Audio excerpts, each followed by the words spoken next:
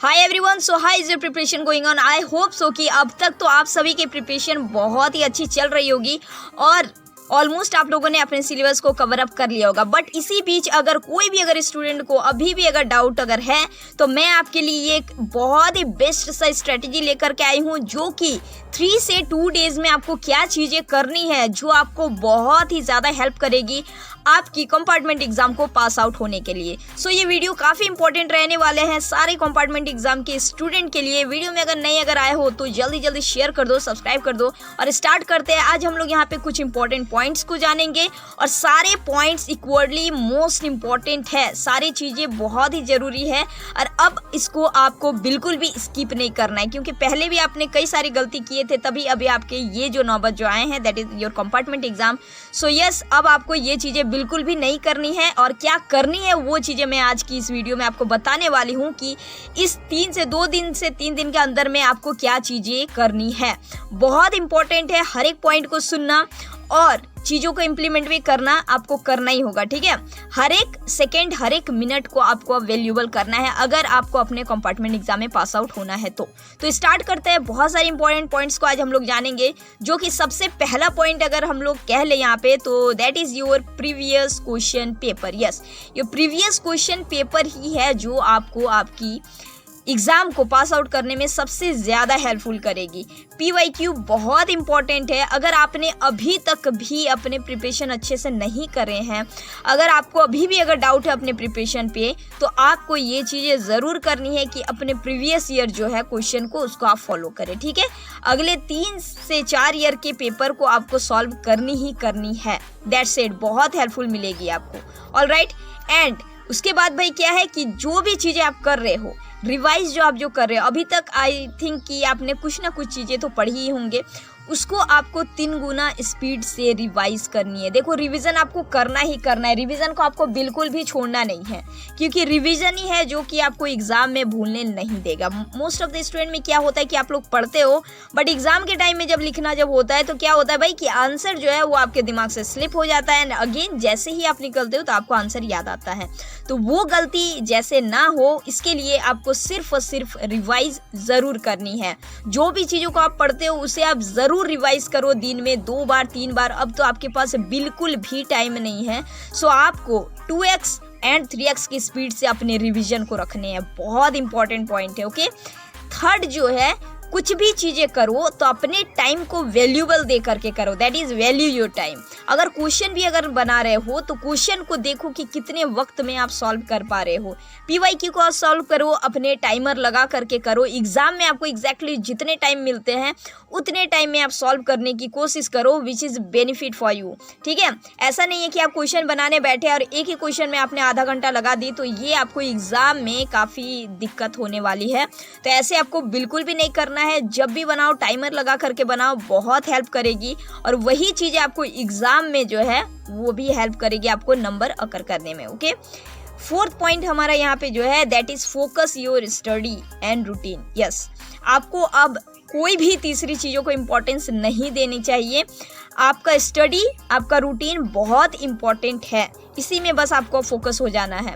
दिन अभी भी आपके पास जो भी टाइम है, जितने भी टाइम है, इस टाइम को भी पूरी तरीके से आपको वैल्यूएबल करना है। आपको फोकस करना है अपनी स्टडी पे। आपका कोई भी थर्ड वर्क अगर है तो आप उसे सेकंड वर्क, थर्ड वर्क, आपके जो भी चीज़ें हैं वो आफ्टर एग्जाम आप कर सकते हो। सो दैट्स वाई अभी सबसे इम्पोर्टेंट है अपनी आपके एग्जाम के लिए प्रिपरेशन करना। सो फोकस ऑन दैट, बहुत इंपॉर्टेंट पॉइंट है, इसे ज़रूर फॉलो करना, ओके। एंड उसके बाद जो हमारे नेक्स्ट इंपॉर्टेंट पॉइंट आते हैं वो है फॉलो इंपॉर्टेंट टॉपिक। देखो, बात अगर करी जाए साइंस की, मैथ की, तो मैंने आपको कई सारे इंपॉर्टेंट चैप्टर्स, इंपॉर्टेंट पॉइंट्स में कैसे करके पढ़ने, एग्जाम में कैसे आपको लिखना है, ईच एंड एवरी चीज़ मैंने बता के रखी है। जाओ देखो, फॉलो करो। एंड आपके फ्रेंड सर्कल में अगर कोई भी है तो आप उसे शेयर भी ज़रूर कर देना, बिकॉज आई थिंक कि जितने भी बच्चे कंपार्टमेंट आए हैं, आई होप कि सभी लोग पास आउट हो जाए। सो इसीलिए वीडियो को शेयर ज़रूर करना ताकि ज़्यादा से ज़्यादा बच्चों को यहाँ पे बेनिफिट मिल सके। Next important point that is avoid to complete 100% syllabus. Yes, ये एक बहुत इंपॉर्टेंट पॉइंट है कि अब आपके पास बहुत ही मिनिमम टाइम बची है। सो इस वक्त पे ये गलती बिल्कुल भी मत करना कि आप सारे चीज़ों को पढ़ने बैठ जाओ, ऐसा होगा ही नहीं, ठीक है।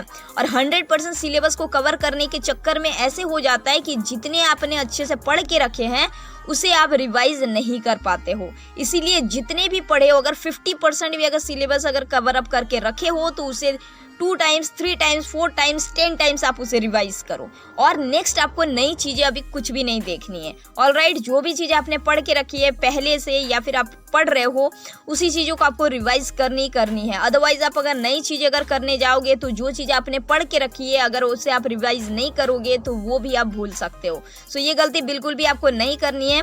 आफ्टर ऑल आपको तो पास आउट होना है अपने कंपार्टमेंट एग्जाम में, इसीलिए पास आउट ही सबसे ज़्यादा इंपॉर्टेंट है आपके लिए।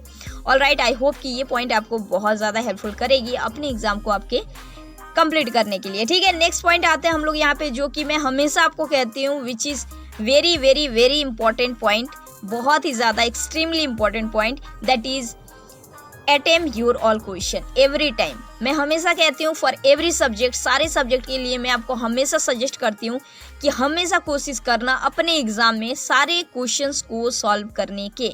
ऑलमोस्ट आप कम से कम तो आप एटलीस्ट अटेम्प्ट तो ज़रूर ही करना। अगर आपको कोई भी अगर क्वेश्चन अगर नहीं भी अगर आती हो फिर भी आप उसे अटेम्प्ट करना। कैसे भाई, मान लो कि कुछ भी अगर क्वेश्चन आ रहा है, वो क्वेश्चन का आंसर एग्जैक्टली अगर आपको नहीं आता हो, बट उस क्वेश्चन से रिलेटेड कुछ भी ऐसा वर्ड्स आ रहा है, वो वर्ड्स अगर आपने पढ़ के रखे, वो वर्ड का मीनिंग अगर आप जानते हो, थोड़ी सी भी अगर नॉलेज अगर रखे हो उस वर्ड के पर्टिकुलर वर्ड के बारे में, तो आपको जो है वो आंसर को लिखना ही लिखना है, ठीक है।